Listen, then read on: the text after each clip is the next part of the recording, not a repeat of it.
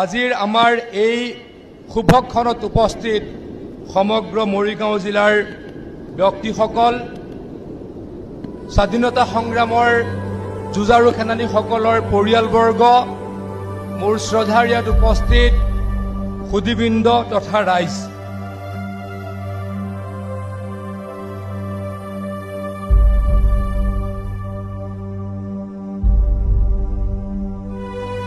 ভাৰতৰ ৭৯তম স্বাধীনতা দিৱস উপলক্ষে আমাৰ স্বাভিমান আৰু পবিত্ৰ তিৰংগা পতাকাৰ তলত সমবেত প্ৰতিগৰাকী ব্যক্তি তথা আমাৰ জিলাখনৰ ৰাইজৰলৈকে তথা দেশবাসীলৈ মোৰ আন্তৰিক শুভেচ্ছা আৰু অভিনন্দন জ্ঞাপন কৰিছোঁ।